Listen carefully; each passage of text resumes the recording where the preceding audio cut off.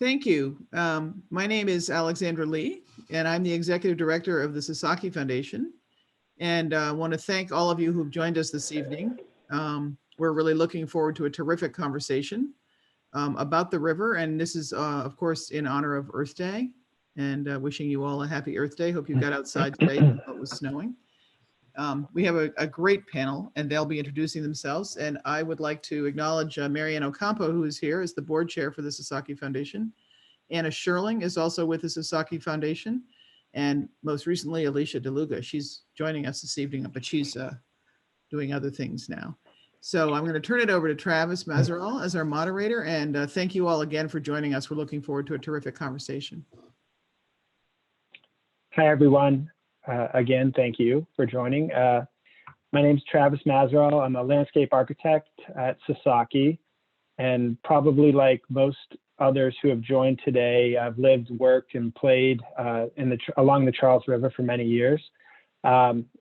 Professionally and personally, I'm passionate about rivers, ecology, and how humans interact with water.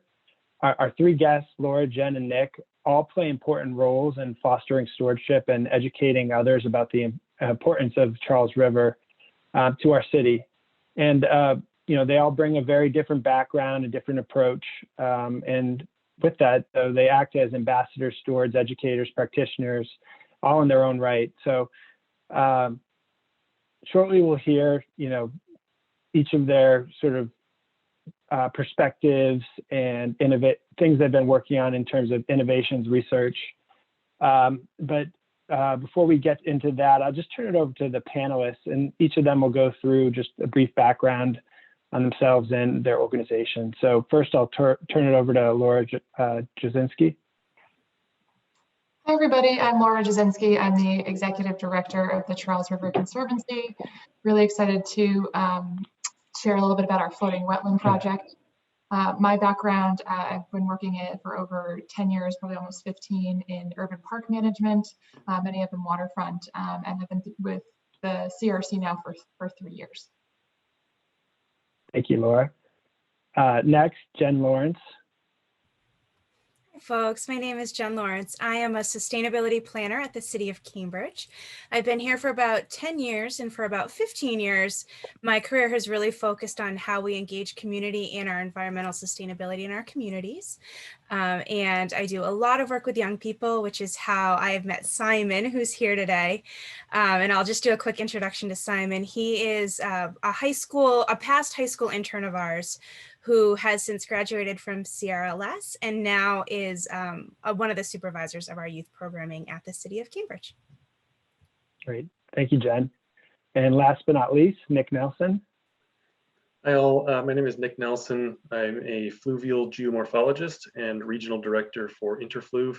We are a river and wetland restoration firm with an office in Cambridge, but also throughout the US, looking to restore rivers and wetlands. And kind of focusing on those natural elements. Great, thank you very much. So like I said, we'll go through 3 different presentations that we folded into one document, and each presenter will talk on the slides for about 10 to 15 minutes, and then we'll follow up with a question and answer. So as people come up with questions or thoughts or comments, feel free to leave them in the chat. And we can address those when we get to the Q&A section. So with that, Laura, do you want to lead us off? Sure, sounds great. Thank you. I think you can head right into the next slide, and maybe even the next one.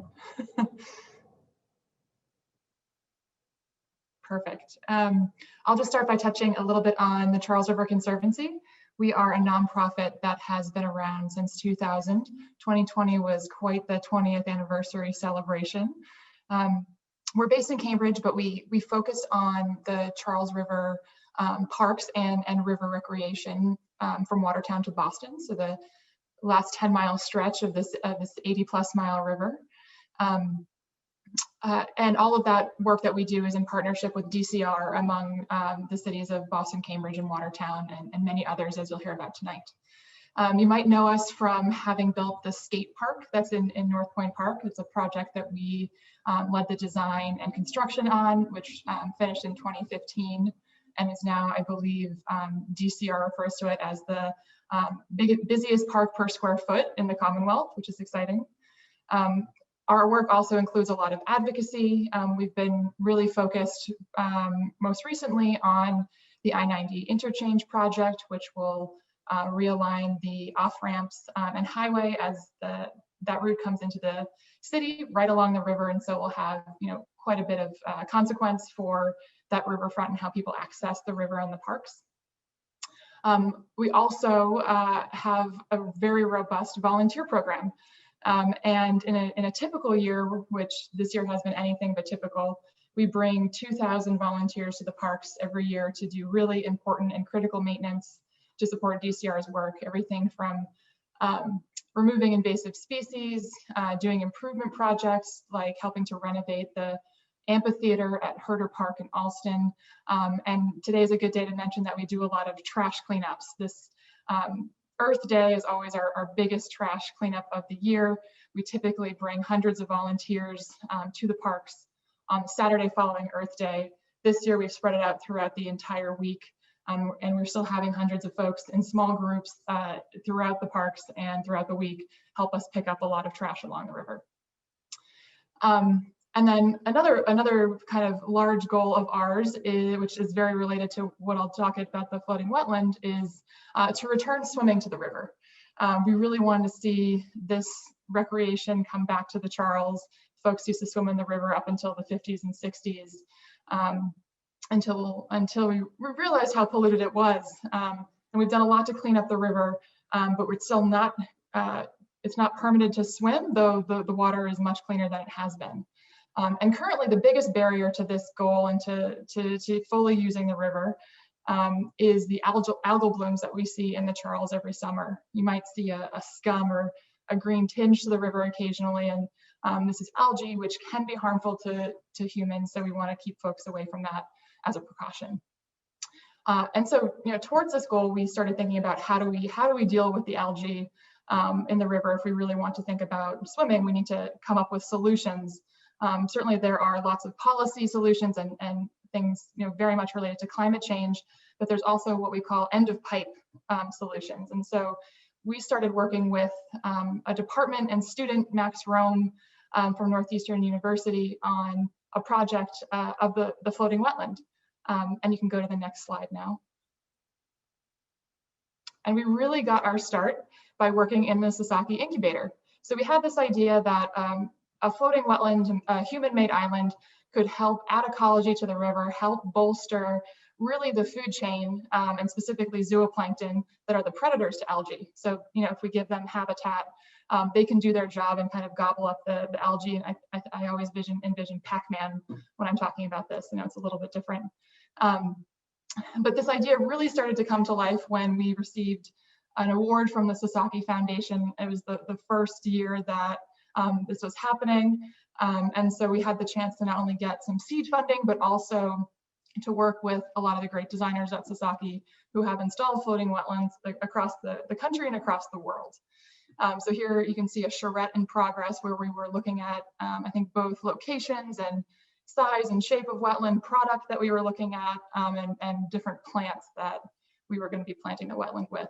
And you can go to the next slide. And so we were able to, after a lot of this planning and doing a lot of permitting work, install this 700 square foot wetland this past June.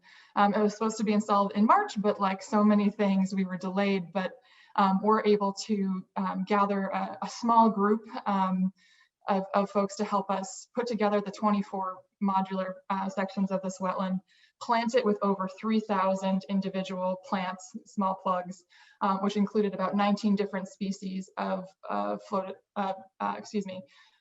native wetland plants. And you can go to the next slide. And then we towed it down the river with a marine contractor very slowly, the few miles to its mooring, which is right at the end of the Broad Canal near Kendall Square, and the Longfellow Bridge in Cambridge.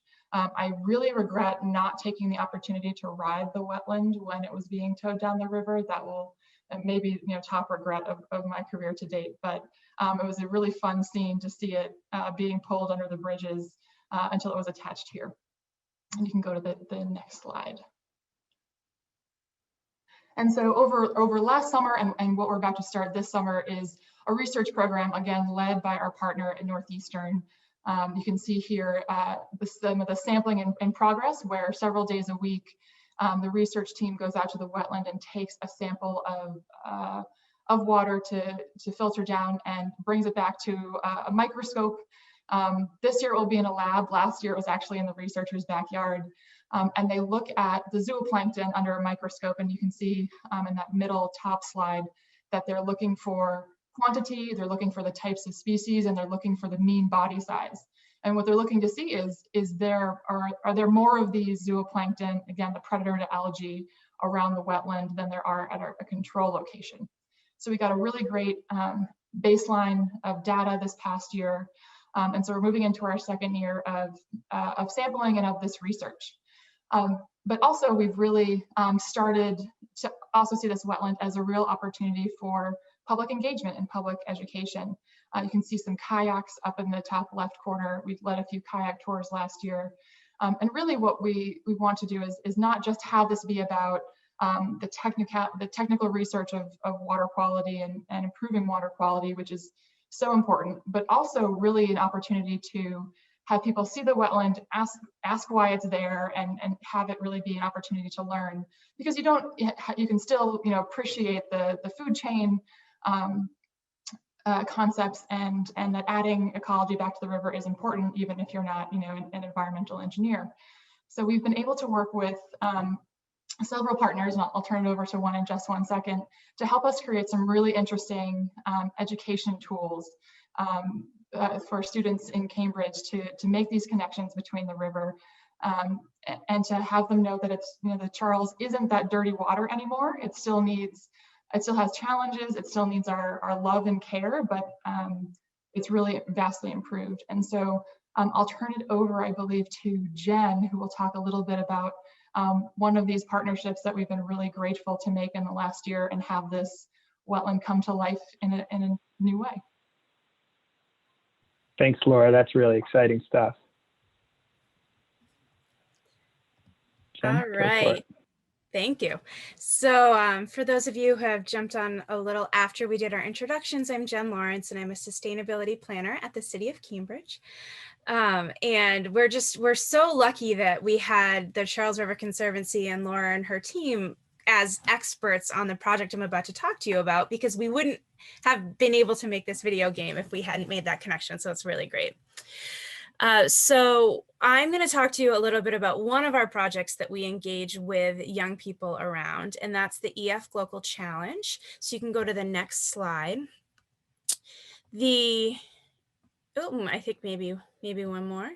Yeah, there we go. So the EF Global Challenge is an annual design competition for CRLS students, which is our local high school for all of you not in Cambridge.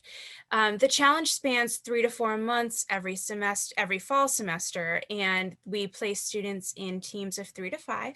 They meet weekly, and they're meeting with experts who are focused on the content of whatever the challenge might be that year, design thinking, and then they also meet in their own individual groups to create innovative project proposals to come up with a local challenge for a global problem.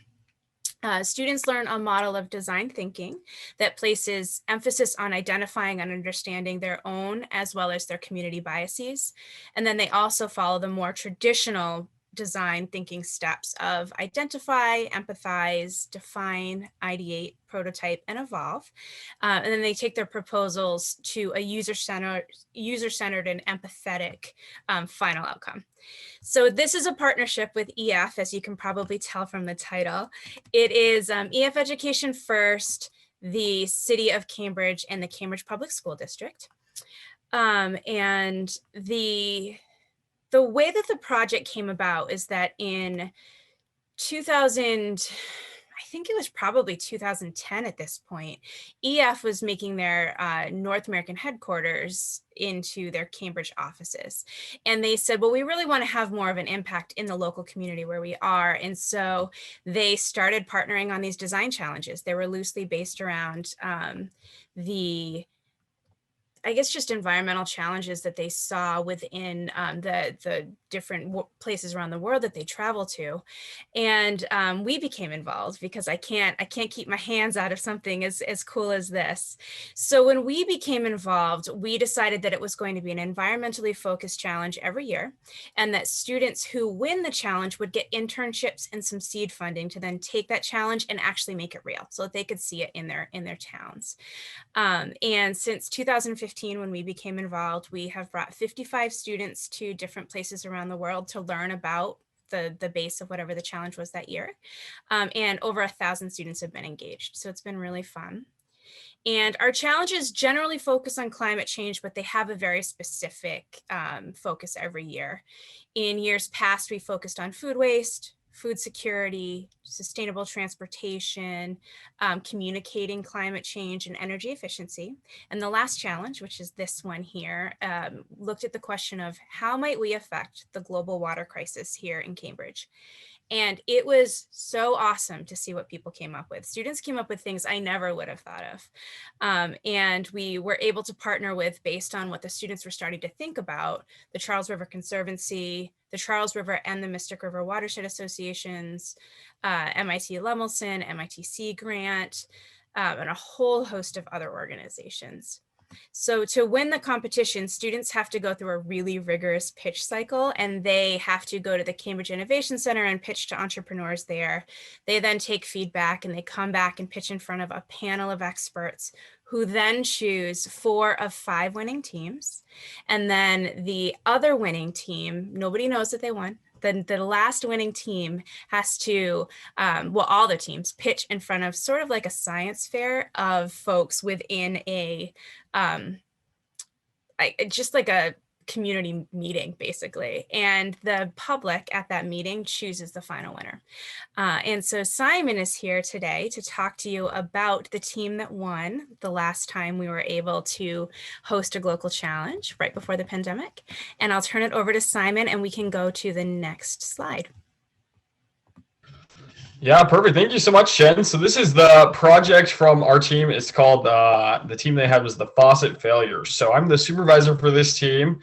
And I participated in the local challenge and have been working with Jen coming up on 3 years now. So it's been great. But this project is a video game that's targeted for 4th and 5th graders that centers around kind of learning more about the wetland and kind of engaging people and showing how individuals can have effects on the wetland. So we've got a couple of pictures here. So if you want to go to the next slide, that would be great.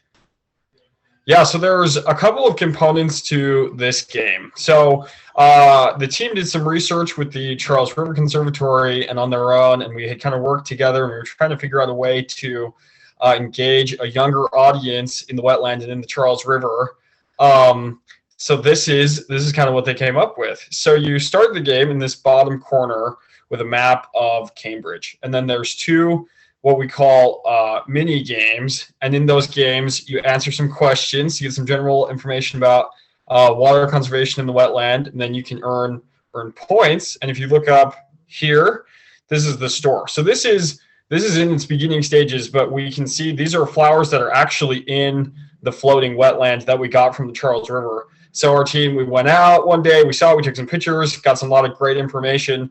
So these plants are actual plants that exist in this wetland. And then eventually the students will be able to build their wetlands out bigger and bigger, and it actually decreases the cyanobacteria, which is kind of the main thing that Laura was talking about, affecting not being able to swim in the water. So I think I got a couple more pictures of the game if you want to go to the next slide here. Yeah, so this breaks down into 2 main mini games. So this one is about pipes. So one of the ways that water can be wasted in Cambridge is leaky pipes. So in this game, you got to connect all of the different pipes to the other pipe, and it shows, teaches about water conservation and kind of leaky pipes. And it's just kind of fun And like I was mentioning before, every game you got to answer a couple trivia questions about Charles River and just some general information. So it adds kind of this educational component and is also just fun. Yeah, next slide. Okay. Perfect. Yeah. So that's kind of the overview of the game, and I'll turn it over to Nick. Thank you, Simon. Nick, I think you're on mute there. Perfect. Thanks, Travis. Thanks, Simon. That was great and really hard act to follow with that game. That sounds super fun.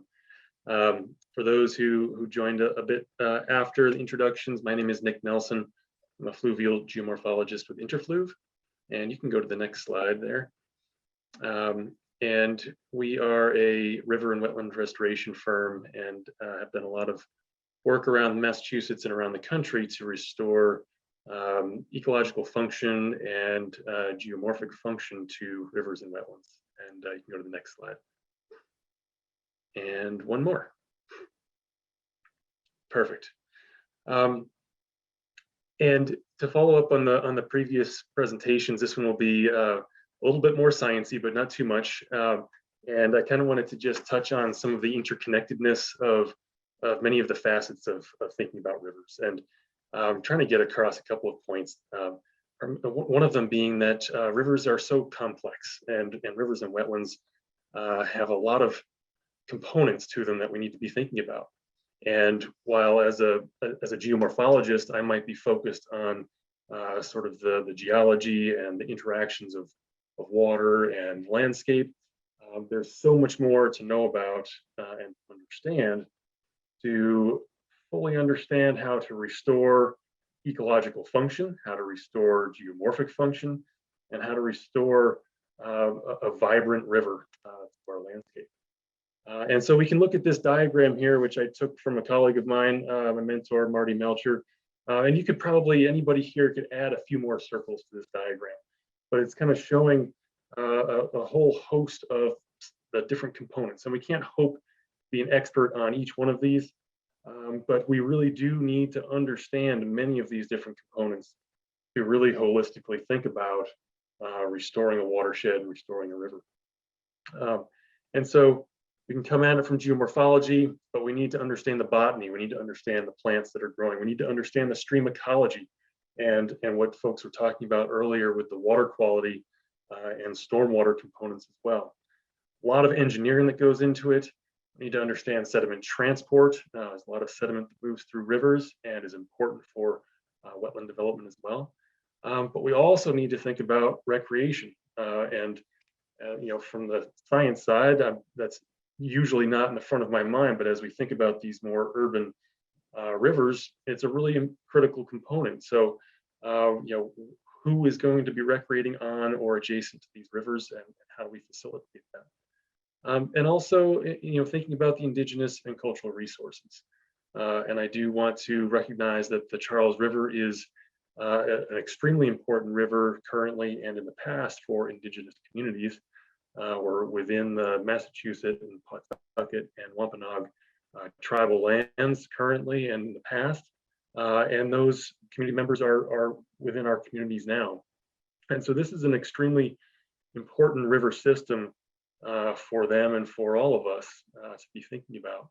And so when we think about rivers, we think about connections. We think about what happens upstream, connecting what happens downstream, impacting what happens downstream. If we put up a dam at the downstream end, like on the Charles there, it's going to affect everything upstream and affect the ecosystems upstream. And rivers connect laterally also between the channel itself and the floodplains. And rivers connect people and they connect communities, and we're drawn to rivers. So they're a really important part of our communities and very complex in that way. Go to the next slide. And so I like to look at images of past maps of Boston and the Charles River and surrounding communities, and this map, and there are many others as well. But this is one around the time of the Revolution, and you can see how much has changed. You can see back then that Boston was a small peninsula surrounded by salt marsh, surrounded by vibrant wetlands and estuaries. And the Charles River was an incredible salt marsh, incredibly vibrant estuary and wetland ecosystem with tidal waters going well inland past Cambridge and miles upstream. And while we can't hope to get back to something like this, that sort of vibrant estuary type of situation, it's important to think about what it used to be and what the trajectory has been so that we can understand the future trajectory as well, while keeping our historical and current community in context and our current needs in context. Next slide.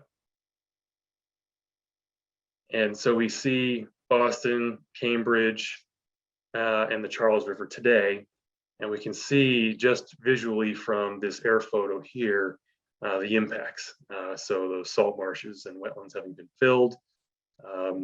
Can't see the dams necessarily unless you know where they are here, but there are dams, many dams throughout the river watershed, and so much built out. And so when we think about stormwater and rain events falling on this landscape and all of that flowing towards this river, historically, this river has been the sink for our communities, everything kind of draining towards this river. And as Laura was saying earlier, really polluted river system early in the 1900s. And there's been a lot of great work done to clean up, but it's still not, it's still not a completely healthy river system. Next slide.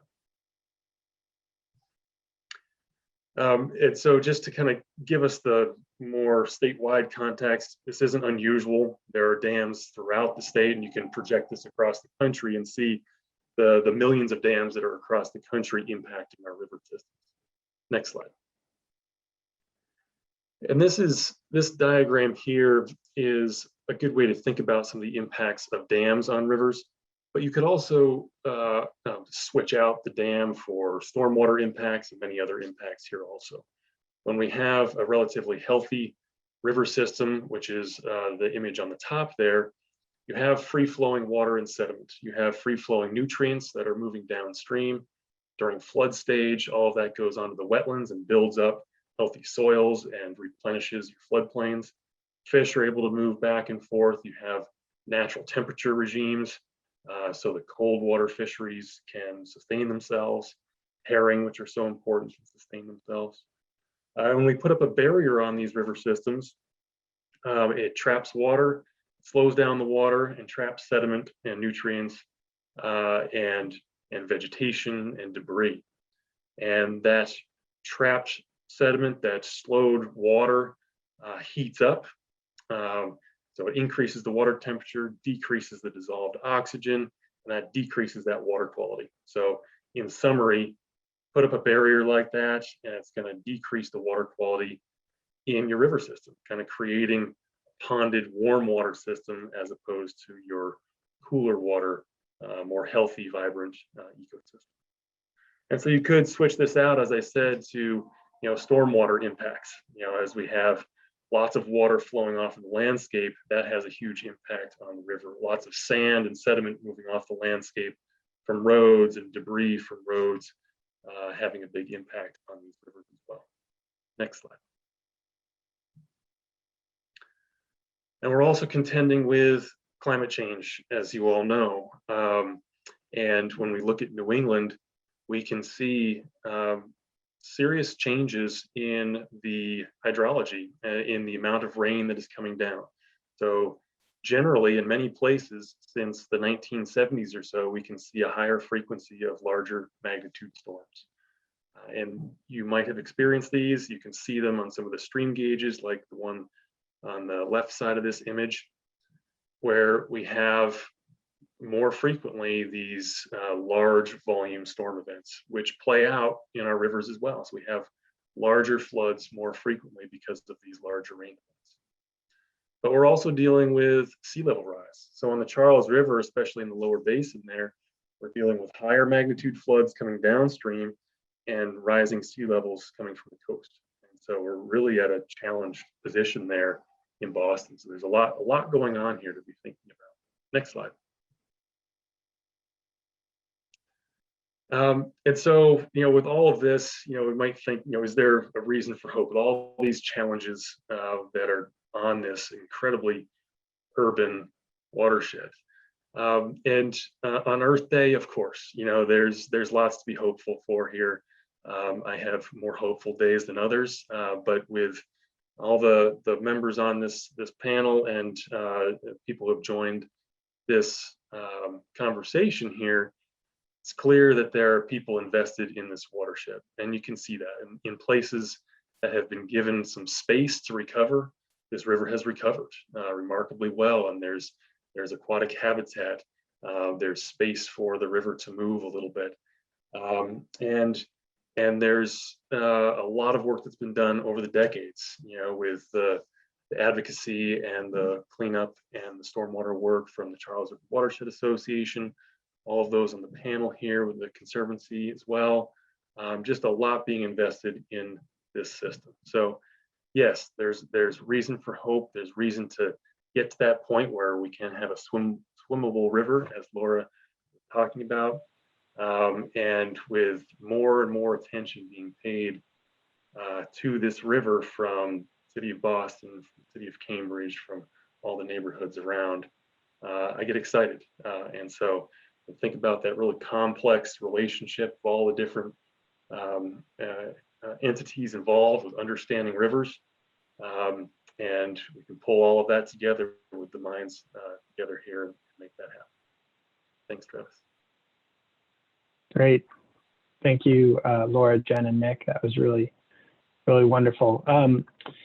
So we're a little bit ahead of time. So I guess I'd offer it up to the panelists if there's any questions from one another to another panelist, just, as people were talking or something you wanted to piggyback on, feel free to speak up. There's a couple questions I have, and also, following that, we can open it up to the crowd. So that said, panelists, do you have any questions or follow-ups based on your presentations? No. Okay. I could ask one, Travis, if that's okay. Yeah, of course. Looked like Jennifer unmuted also, so you can. I don't want to interrupt, but I was interested, Laura, with the floating wetlands. You've put a bunch out there already. What are the next steps? Is there a next phase for it? And have there been any results from the data that's been collected to think about effectiveness? Sure, that's a great question. So we have one wetland out there right now. It's 700 square feet. So, even if our research tells us that this can make a real impact, that one wetland is not going to do it, right? So, and I think to your point of reason to hope, I think what we're trying to do is add another tool to the resiliency toolbox, right? We need to come at this from so many angles and so this is really just trying to add another way of doing that. So we have a good baseline of data. We still have a lot of research to do to really make sure that what we're seeing is significant and that we can build off of it. In addition to the zooplankton kind of ecology piece, we're also trying to get better data on the design and anchoring. We're working with both marine engineering, who's been doing a lot of measurements on things like flow, so that they know how to design for these things to make them a little bit more accessible and less expensive. But to your question, yes, we're thinking about more of them. We've just started a process working with a lot of our partners at our state agencies at DCR and DEP, as well as the City of Cambridge, to start kind of imagining and doing a charrette process. Also shout out Tao, who I see on here, who is participating in that and adding his knowledge, and we very much appreciate it. And we're also starting a community engagement process. So we're going to be doing a workshop with teens and also elementary school youth this spring and summer to start to get them interested and really have them contribute to the design, so that we can start to plan for more wetlands, understand where they might go, what they might look like, how big they would be, what else they could do, right? They could be floating classrooms, and they could be boardwalks, and they could be so many things. So we're starting that process now. It will be a long process, both design making sure we have all the approvals and permits. So we're doing that in parallel to gathering this data. Great. Thank you, Laura. I had one question for Jen and Simon. I know you guys are working on that game, but when can we have a link to try it out and test it? Is there a timeline for that? That's an awesome question. Simon got the link yesterday, so we're really excited that you can actually try it out. And my prompt question to Simon, as the consummate teacher over here, was going to be, can you talk to us a little bit more about that process? What are you doing to test it and make it work and try it out with your actual audience? Because I think that will answer Travis's question as well. Yeah, it's great. I totally forgot to mention we got the link yesterday, so I'm super excited to be sending that around soon. And we're having an event tomorrow as part of a science festival. We're gonna debut it a little bit more, but we're hoping to. We're pretty close. The thing that we're struggling with the most is the wetlands game, actually. So we're still working out some details with that, but we're hoping to have a link to be able to circulate it and get some feedback from the community pretty quick. So you can come tomorrow, our science festival for the city of Cambridge. We're hosting Science in the City tomorrow from 12:30 to 4:30.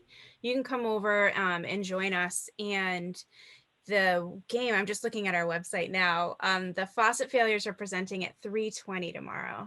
And I can put the link in the chat for folks. And you can come, you can try it out with them. And then next week, they'll be sending it to the 6th graders in CPS. It's a little bit older than the age group we're targeting, but that's the group we could get. So they're gonna test it out starting next week. Oh, wonderful. Thank you. I guess while we're talking about events, Laura, I know the Charles River cleanup is happening soon. Maybe you could just give an update to folks on the channel here, just when and where and how to participate if they're not already signed up. Sure. So we have groups going out all week. Starting on Monday, I was out with a group this morning along the river, and we'll be going through Saturday as part of the Charles River cleanup. So I think Sasaki has a group signed up. So I think you would talk to Tao about getting involved with that. Mm-hmm. And then we've also been, having, because of COVID, still having to keep numbers reasonable. So we are booked for the Earth Day cleanup, but we hold events 2 Saturdays a month where we let you know where we're going to be along the river and what project we're going to be working on, and you can come and join us. The registration links are up on our website for, I believe, May 1st and May 8th, but you'd have to double check that if you're interested. Great, thank you so much. Let's see, I have a couple questions here that were posted. Question from Tao. Tao, do you want to ask your question or should I? Okay. This is for Nick. How much of the lower Charles is brackish water? How have the dams and locks impacted aquatic wildlife? And the historic map shows much of the area was originally salt marsh, as you pointed out. Kind of a loaded question, but go for it. No, it's a really good question. And I'll be honest, I am not an expert at the ecology of the Lower Charles, certainly, and others may know more on the panel here in terms of the salinity of that area.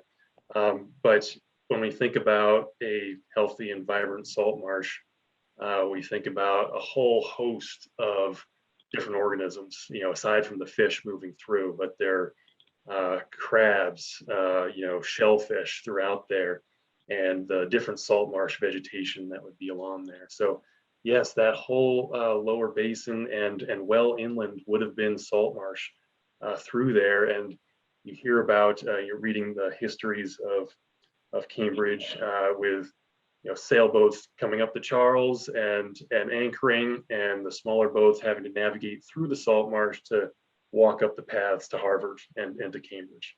And so it was a very different ecosystem back then. And with tributaries coming in, the Muddy River, that whole area was a huge marshland over there with a creek running through it. And so right now, it's a much different system. Fish can move through, but in terms of healthy habitat, aquatic habitat for those fish, many of them are moving through to get to better locations elsewhere. It's a very impacted river system there. with not a lot of habitat on either side. There's not much overhanging cover from vegetation. There's not much in water habitat other than sort of the depths of the channel itself.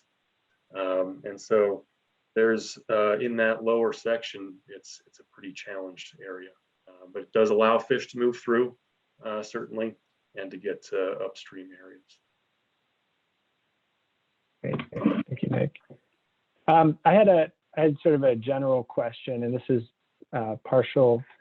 I mean, I'm sort of interested in this thought, and I mean, during these unprecedented times with COVID and affecting everyone's life, and people craving connections with people and connections with nature, you know, what opportunities does the panel see to perhaps foster stewardship for the community and for the river, and how can that be harnessed? You know, Laura mentioned challenges with not allowing everyone to be able to clean up that wants to clean up at one time for Earth Day. So, you know, what opportunities can be found in that that sort of negative thing that we're all going through today?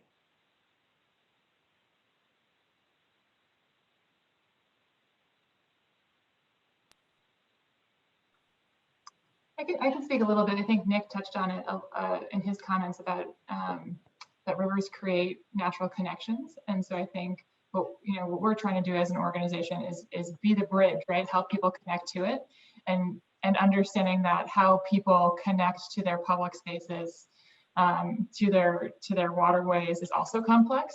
And so really looking to create partnerships with community members, and build our kind of programming options and advocacy based on what we hear from the communities around the river. And so that's really the goal and the way that we're approaching our work, to really create ownership of these spaces and resources.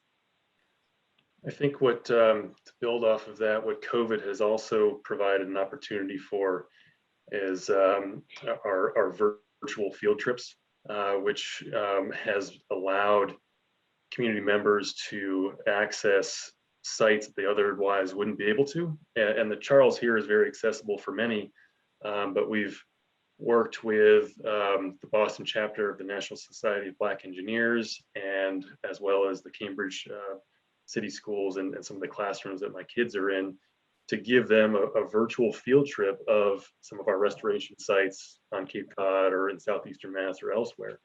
And that kind of thing could be done throughout the Charles River to areas that are less accessible to certain community members, to bring different communities together and to understand the kind of the breadth of the watershed there. But the best thing is to be down there all together and to have those chances to be walking along the river or paddling the river together. Nick, I'll have to send you a video of our virtual field trip of Herder Park. Thanks. That's great. I was going to mention how we can sort of explore these places, but I think the other thing that came out is that people were stuck at home, and the best place to go, in my opinion, in this area is along the river. And so you've got this, I think it's more of a better understanding of the space that you're in and the opportunities that there are, and also saying, oh, wow, I wish this were this way instead. Or, you know, there's this sort of more opportunity for stewardship because you're starting to really look at what is around you, because you can only go to certain places because we can't travel, and, you know, we're stuck here. So that is also, I think, a good potential. Yeah, that's a great point. Awesome. Thank you, guys. Another question that came through is, and I think this one's probably for Nick, but maybe Laura. What are the team's thoughts on the efficacy of fish ladders along the Charles? Maybe Jen, you have input on that as well. Laura, do you want to? I'd say you go for it, Nick. Okay. I think I generally have a pretty negative viewpoint of fish ladders. And I know there are some that are more effective than others. Overall, they're not as effective as natural bypass systems. And so I was just visiting a herring ladder on the Cape just the other day, near where I grew up. And it is a fish ladder that's a couple hundred years old. And so stone, pretty modest jumps, lots of spaces for the fish to rest. But those fish are just resting in these areas, getting the energy to go up the next jump. And they're just, the birds can just come right down and grab those fish. So as much as the fish might be able to pass through these fish ladders, they slow them down. And so there are holding areas at the base that just become feeding frenzies for the birds and other animals that are feeding on those fish. And so there's pretty, depending on how they're built and how well they're built specification, they have different levels of effectiveness. I've seen percentages of anywhere from 30% to 60% effectiveness passing. So not great in many cases. But there are lots of situations now where they're building natural bypass channels, which are a little bit more length on it and allow fish to move up a more natural stream system to get around those. Thank you, Nick. I just see there's a follow-up question here.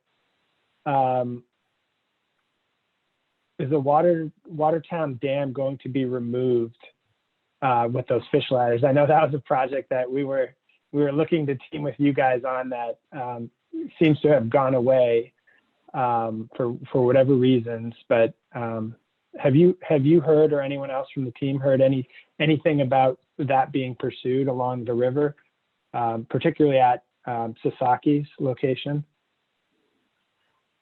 Yeah, Laura, you work with DCR a lot, right? Have you We heard do, anything and from we them? also partner with the Charles River Watershed Association on the dam removal advocacy. So they certainly take the lead on that, but we support them. I know it is on the mind of Representative Owens, who's the new state rep for that area, but I don't know of any imminent plans to remove the dam. Okay.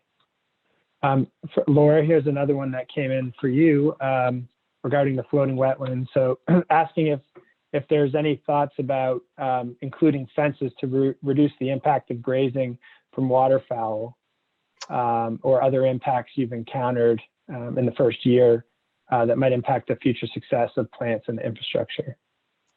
Great question. We have a fence for geese.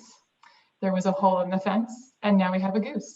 Resident goose, which geese, in all seriousness, are a real challenge in the parks along the river, and I'd be interested to hear Nick's thoughts on that as well.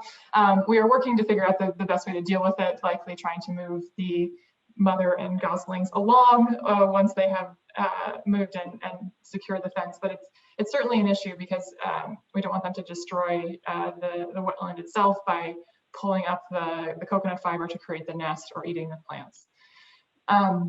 The other thing that's been interesting is the amount of wind in the area where we are in the lower basin. And so mostly because we didn't get to install until June, it was like a 90-degree day when we were doing the install. We didn't get the growth on the plants that we wanted in the 6 months, just COVID prevented that. And they also struggled from the wind. So we're definitely hoping that with, we're kind of learning which species do better than others, and certainly hoping that by having the roots in the water over the winter and now it's back at its location, that will have much more growth on it this year. Okay, wonderful. Jen, question for you regarding some of the other student projects that have been shortlisted. Have they been executed, or any sort of summary of what those might be and how we might be able to see those? Yeah, I love that question.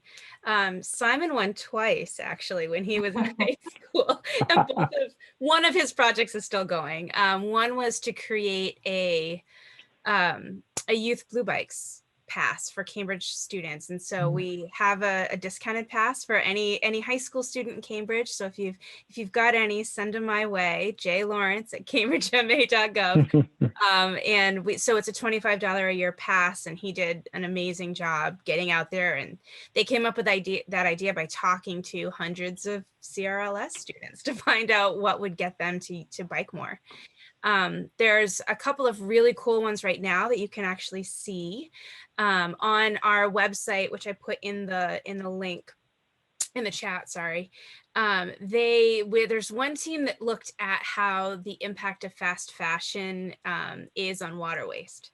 And it was a really cool way that I wouldn't have thought of when I thought of the global water crisis. And they made a great video about what that impact is and why you should reuse clothes and not buy from fast fashion outlets. It's really great. It's right on our website. They're called the Thrifting Project. On Monday, there's another project called Project Green Plate, and they looked at the impact of vegetarian diets on water waste. And so they have a really awesome cooking show on Monday on the 26th with local chef JJ Gonson. She's from Cuisine en Locale, and they'll be teaching you how to cook some vegetarian meals. And I think one of them is vegan. It's really, really fun. So you can see that. And the last one I'll mention is just, it's not in yet. It's like the longest lasting project of my career, but we're attempting to install a floor of kinetic energy tiles. This was from maybe 5 years ago. And the students actually won the Glocal Challenge, and then they pitched their idea to participatory budgeting in Cambridge, and they won as well. So they got a big chunk of money, and then the company went out of business. So it's been a trial, but we found a new company, and hopefully in the next 6 months or so, we'll be installing a floor of kinetic energy tiles outside of the new Hive space, which is a maker space in the main Cambridge Public Library. That's wonderful. Everyone in the crowd here, you're able to unmute yourselves. Are there any other questions or comments from the field that they would like to ask?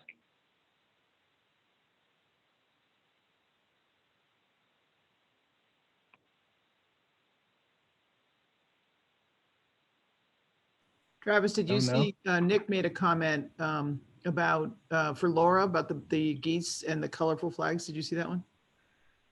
Thank you, Nick. Yeah, we've had some experience with that also, because geese can just wipe out like thousands of plugs in a weekend. So I think the only thing that's been successful that we've seen is stringing across rope or string across the planted area with like metallic or colorful flagging that just flies off of that, and doing a grid of that kind of rope, and that has some effectiveness. Thank you. And I also see out in the wetland over the weekend doing that, you'll know why. There's a question about what are kinetic energy tiles? Great question, because I did not know until this student proposed them.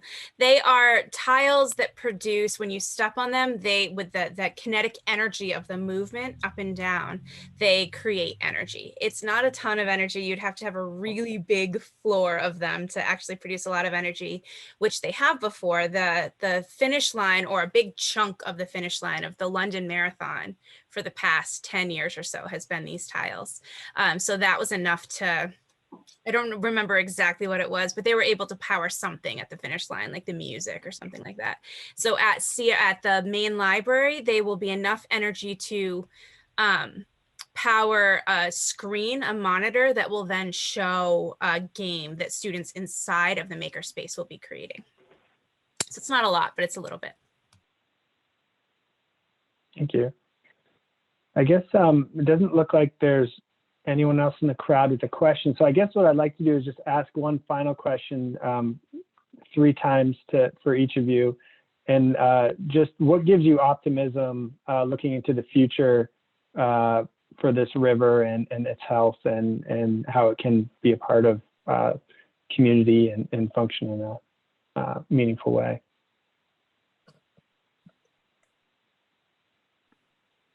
I mean, definitely all the projects that Jen was just sharing that the CRLS students are doing. I think I'm blown away. I've had the opportunity to be a semi-finalist judge at the Glocal Challenge, and it was just the most energetic and inspiring day to see the ideas that the students were coming up with. Yeah, I was gonna say all of the engagement that Laura and her group are doing is really exciting because it is with a lot of young people who are then going to school and they're learning how to do this and they want to do either wetland creation or become a biologist or it's really neat to see that connection. And I think when they come back from school, they're gonna then be able to make a big change. Well, I always hate to, order the same thing that everybody else has ordered or say the same thing that everybody else has said before, but I think it is the youth and it's the new engagement. I think when I think back to, when I was growing up or, decades ago, you hear about the herring runs and that's about it. That's, all that people know about the fish in the area. But now people are really understanding a little bit more about these systems and about the need to think about our waterways. And also the connections being made with our indigenous communities as well, and recognizing that they have an important part of this process and that they should be a part of this process. I think all of this engagement and understanding of these systems puts us in a really good place, and seeing the excitement from students from all ages, from like the little kids all the way up, get so excited about these riverways and waterways. Thank you. So I guess with that, if there's no more questions, I just want to thank our guest speakers here, Laura, Jen, and Nick. Thank you for spending the evening with us. We appreciate it. Thank you, Alexandra, for helping pull everything together, and the foundation team. We really appreciate it. And I think, Alexandra, this is recorded and will be posted on our website, correct? That's our goal, yes. We'll have to do a little editing to clean it up, but that's our goal, is to post it on our website. I'll just add my thanks to Travis's. It's wonderful to have all of you, and very informative panel. And thank you, Simon, too, for joining. It was great to have your voice chime in. And thank you, Nick and Laura and Jennifer. This is terrific. And Travis, this was great. I love that you moderated for us. It was wonderful. All right. Okay, well, everyone have a nice evening and enjoy the sun on this final few hours of Earth Day. And thanks again for supporting the Sasaki Foundation. Thank you. Thank you all. Yeah. Happy Earth Thank Day. you all. Have a nice evening. Happy Earth Day.